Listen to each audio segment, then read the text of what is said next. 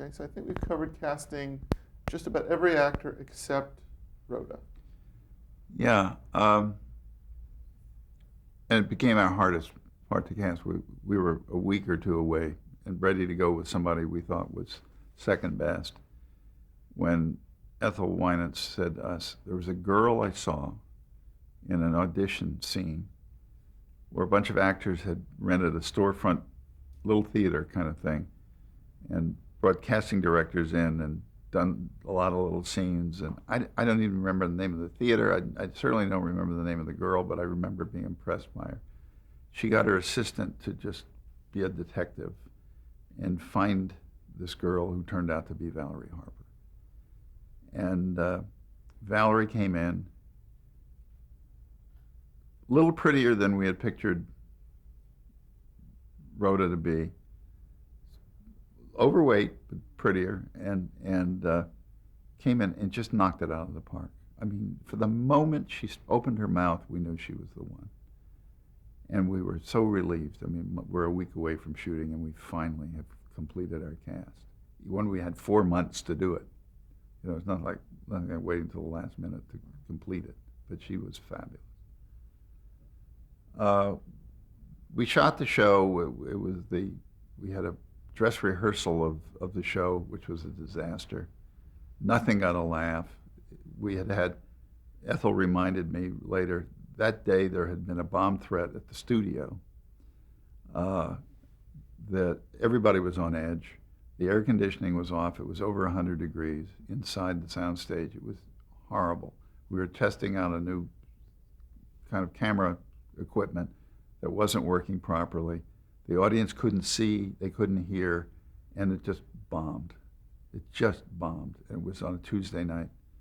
We had to shoot the show on Friday, and we thought, what are we going to do? We've got just an awful lot of work to do. Was the network present for this run through? Oh yeah, certainly. So were they all over you? Panicked, everybody. But even by this point, even Grant and Mary were feeling a little edgy about it. But we had seen this stuff work, you know? And we said there's a lot of bad circumstances going against us. And the script supervisor, a woman named Marge Mullen, said, you know, the audience doesn't seem to be liking Rhoda right from the get-go. They don't like her because she's a nemesis for Mary. And maybe if you have the little girl who plays Phyllis's daughter, like Rhoda, up early, it will give the audience permission to like her, which was a very wise thing. We put in some stuff with the kid liking Rhoda, and it just changed everything. Pretty much we went with the same show on Friday night, and Jay Sandwich directing, Jay who was our director for, out of the 170 some episodes that we did, 172 I think Jay did 120 of them, 125 of them.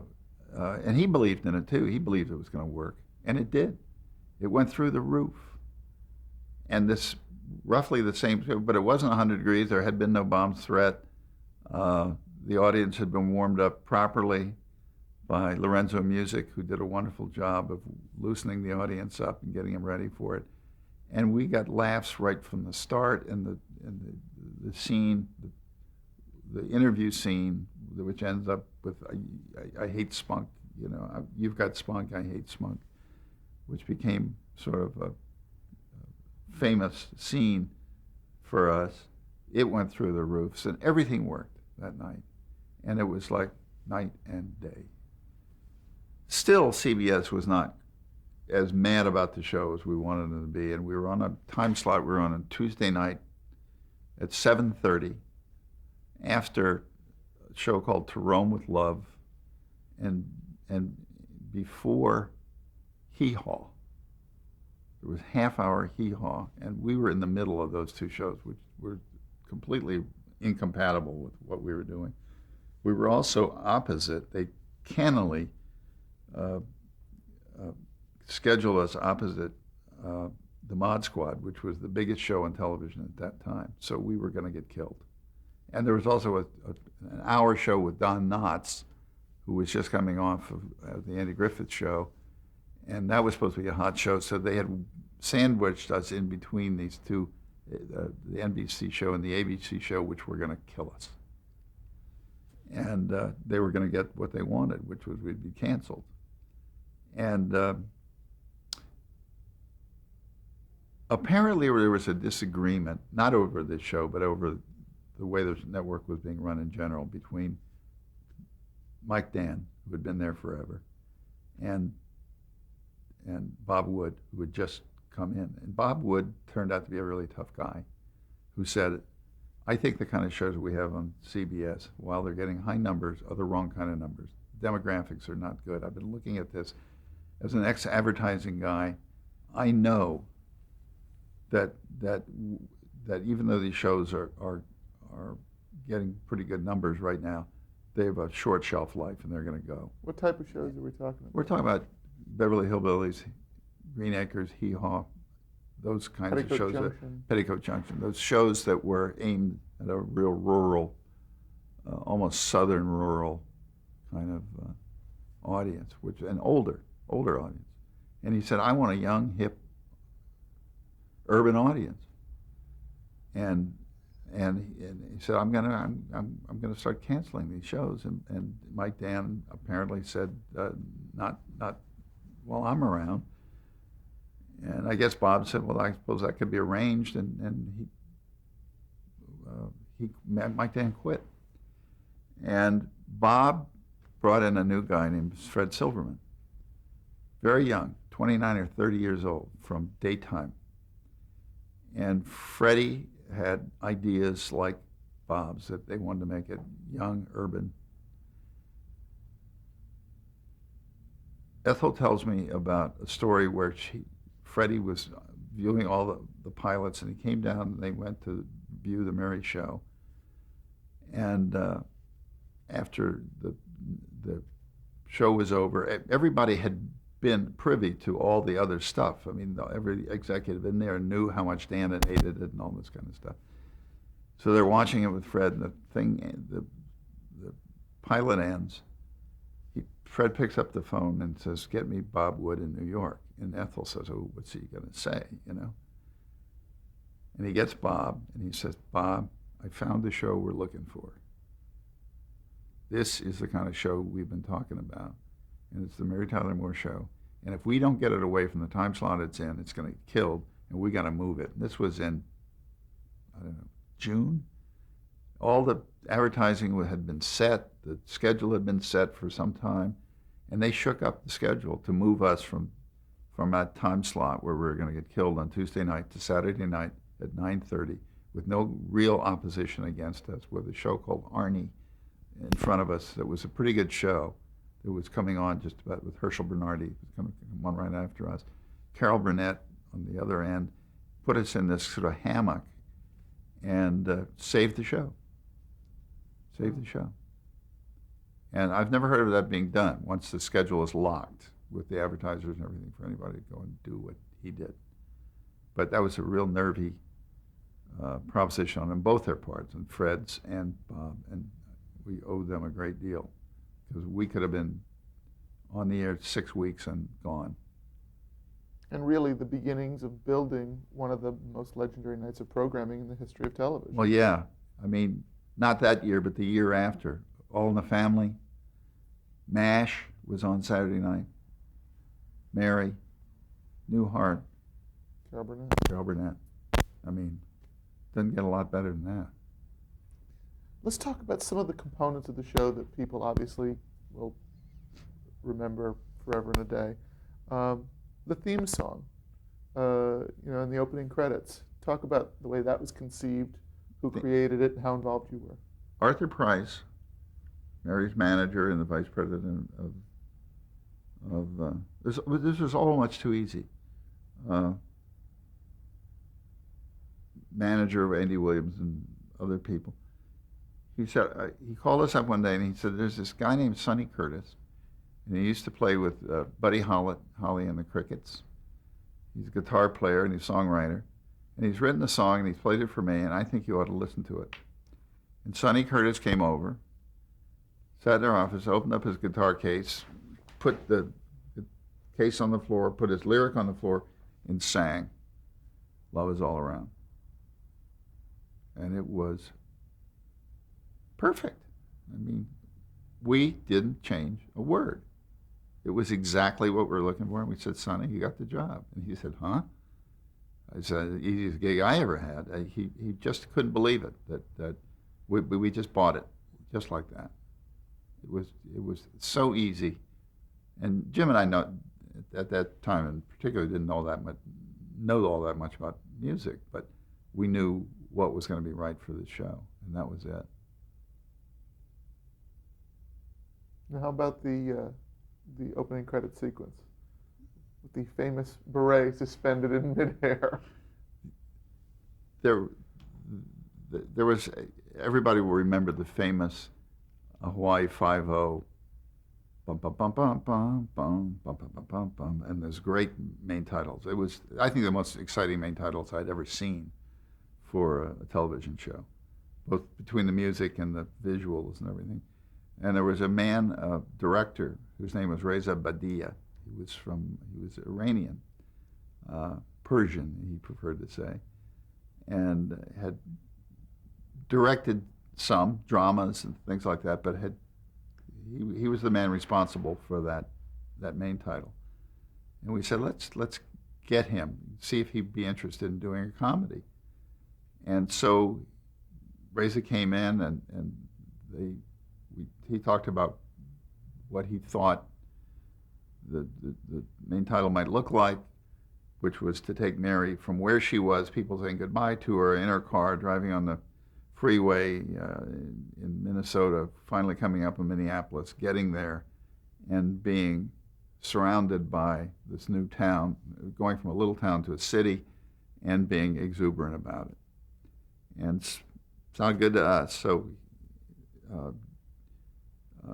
Dave Davis and Reza went to Minneapolis and filmed a lot of stuff and brought things back and cut it all together. And one day we went down, he says, "You want to see a first cut of your main title?" And we said, "Sure." So we went down, and he had put some temp music underneath it and showed us this thing, which ended up with this girl taking off her knit cap and throwing it in the air, and it goes up in the air, and it comes and it falls, it hits the road. And we said, "What in the hell is that?" And Reza said, no, you got to understand. He ran it backwards and comes up to that place again, and just at the point where the hat goes in the air, he hits the brake on the moviola, and it stops in midair. And we said, "Yeah, but it's still going to fall down eventually, isn't it?" And he said, "Yeah, but it doesn't here." And it's just that exuberant moment, you know. And we said, maybe. Maybe it works, maybe it doesn't. We don't know. We'll reserve judgment on it until we see it with the actual music under it. Well, Reza was right, you know. I mean, probably the most famous thing about the show was that shot of her throwing her cap in the air. Stayed on there for 7 years, so he must have been doing something right. The funny part of it is, of course, in the gag reel from that you do at the end of every season, where you go. You were about to say on the gag reel. And every year we have a gag reel of taking the outtakes, and you throw it together for the thing. And of course, at the end of the first year's gag reel, we have Mary throw her hat in the air, and it falls down, and she's scrambling around, and people are looking at her, passers-by are looking at her weirdly and all that kind of stuff. Does that footage still exist? It must, but we can't find it. Oh. We looked and looked and looked. I wish we could find it. Oh, that would be priceless. But here was this stupid girl standing out in the middle of the street with her throwing her hat in the air, and everybody's wondering why. Little did they know they were part of television history. Yeah. Well, first of all, actually, I was going to ask about some of the other writers, but I just wanted to, was the show immediately successful on the Saturday night when it was launched? It was moderately successful. I don't think it was a top 20 show. Time magazine hated it. Gave us called it the worst show in a dismal season. The first episode. The same Time magazine that when we went off the air 7 years later wrote an essay on Farewell to Our Mary. really hated it. Thought everything was a caricature and stupid, and they hated it. But enough of the local papers liked it. The L.A. Times liked it, and others liked it. I think the New York Times kind of liked it. But the Time magazine one was devastating. It was devastating. I saw the look on Mary's face. We were driving to work down Melrose Avenue, where the studio was in those days. And we happened to end up at the same red light together and looked over and saw each other, and we both went, how could they have done that to us, you know? Because it means to be a nice show, but they really killed it. The ratings were okay. They were okay. And then they began to build. I think people began to get the show. And we built and built. And at the end of about the 10th show, I got a call from Silverman saying, we're going to pick you up for the rest of the season. And we were not so confident that we would be picked up, although we were, by that point, beginning to get nice notices from a lot of places, and audiences that were coming to the shows seemed to be loving it. But we weren't sure. If the initial notices were not all great, and the initial numbers were not necessarily fantastic, how much support or interference did you feel like you were getting from, well, particularly the network? I think they wanted the show to be a little broader than it was. You know, a little more sitcom. Were there any course corrections that you and Jim discussed? No, we really didn't. And what was marvelous was that Grant Tinker, who by then turned out to be about the best boss anybody could have. I mean, he protected us and protected us and protected us. And we didn't know what bad trouble we were in early until he told us years later, really. He kept it to himself, where he could have thrown some stuff in our face, you know, whenever we were being difficult or anything. Never did. He was totally supportive of us and just said, just keep doing the show. I love what you're doing. Keep doing the shows the way, and the audience will find it. Which was always Grant's style. His management style was hire people you like, whose work you like, who you respect, let them do their work, leave them alone, protect them. That was his motto, and he did. He lived. That's the way he lived his life, you know. And that's not that he's dead. But his professional life, as you know. His professional life. Let's talk about some of the writers that populated that room, because that was, where your cast on screen was quite an all-star team. So was your room of writers. Well, the room of writers changed over the years. Of course, we started out with our favorite writer was Treva Silverman, who was a woman who worked with us in Room 222, hysterically funny lady who understood Rhoda better than anybody in the world, including us, and wrote some hysterical episodes that featured Rhoda. We also were very lucky in that the feminist movement was beginning to happen right about the time the show went on the air. And this fit the mood of the time. There was a woman making it on her own, over 30, unmarried, unapologetic about it. Women gravitated toward it. We had a huge, huge fan base in American women in their late 20s and above. Huge. CBS had other problems, so they kind of left us alone, but I didn't think they expected that it was going to turn out to be the huge hit that it was. Thought they were always a little doubtful. Ethel was the one who was right about the show. Where did you get the inspiration for the material on the show? How did you keep the show fresh? Well, with people like Treva, and I should mention the other writers. There was a guy named Steve Pritzker who had worked with us on Room 222 who did a great job for us. David Davis, who was our producer, and his writing partner, Lorenzo Music, became very important writers for us and later went off to do create Bob Newhart. We had really wonderful writers, but mostly freelance. Ed Weinberger and Stan Daniels. Ed Weinberger and Stan Daniels came in toward the end of the second year. Ed Weinberger first. Ed was doing the original Cosby Show, not the one that everybody remembers now, but one in which, in which Bill played a teacher, and it was a one-camera show. And Jay Sandrich introduced us to Ed because Jay had been directing when he wasn't directing Mary, he was directing these Cosby shows, and he said, "There's a guy you ought to meet. I know you're going to be looking for.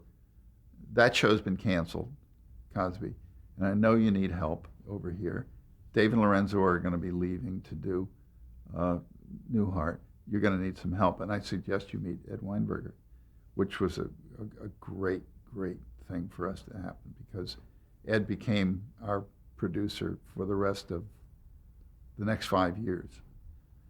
And he brought in Stan Daniels. He brought in David Lloyd, who became the mainstay. I think David Lloyd ended up writing more episodes than anybody else. And Ed and Stan wrote an awful lot of episodes. Bob Ellison was brought in because they knew of him from Variety. Stan Daniels was mostly on variety shows, Dean Martin and things like that, and he knew Ellison, and they brought him in, so that we had this. We finally built up this kind of murderer's row of great writers. Treva, by year 5 or so, had left and was going off and doing her own stuff. But we depended on a lot of female writers. A woman named Susan Silver, who brought us wonderful ideas with her work, and eventually Charlotte Brown. Women writers really gravitated toward the show and wanted to do it. Were there a lot of female sitcom writers at the time? Not a whole lot, no. I think we had more than almost anybody. Let's talk about sort of the way you and Jim Brooks divided up the responsibilities on the show. Kind of give me sort of like a typical week in terms of breaking stories, working with the writers, how much rewriting either or both of you would be doing, working on the floor on block and tape days. Well, oddly, Jim and I worked pretty much in tandem all the way through it. We're very different personalities. Jim is sort of volatile and instinctive. I tend to be more quiet and my more thoughtful, and I need more time to work things out.